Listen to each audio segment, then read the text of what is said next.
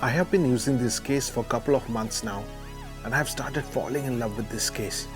Except that it has one major problem, which I'll get into it later in this video. But first, let's talk what's good. So the best thing about this case is that it's a super slim case. Lightweight, weighing just around 40 grams, and I like it the way it is. It hugs my iPhone like a long lost friend. Having said that, I love the way this iPhone feels in my hand. The sides of this case has this sandstone finish to it, which gives it a refreshing grip.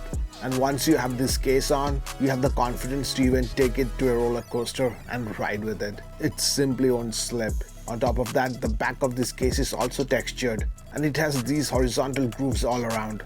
And these grooves acts like some kind of sleeping pods for your fingers. Your fingers will rest happy, and like I mentioned before, this case is super slim. It's easy to grip the whole phone in one hand, and you can use the phone one-handed comfortably.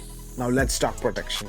This case is made out of two layers, one foam layer and another TPU layer, which is molded together for some good rigidity. This case can comfortably absorb shocks from waist level height, but I won't recommend pushing its limits. At the back, this case provides raised ridge all around the camera module. So when you place your iPhone on the table, it rests on the ridge instead of the lens.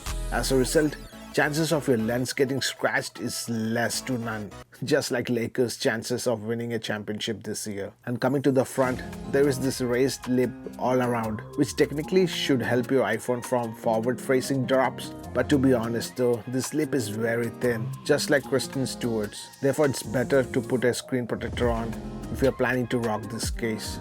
Speaking of rock, I'm happy to say that the volume rocker in this case is super tactile, and so its power button. But I am very disappointed with my action button.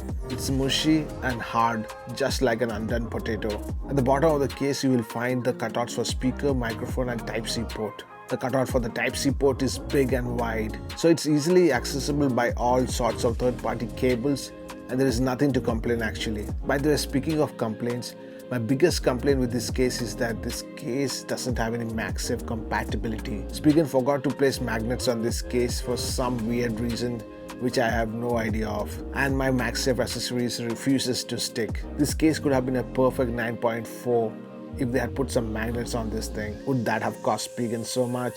And speaking of cost, you could get this case for 25 bucks. Maybe that's the reason why Spigen didn't put any magnets on this case.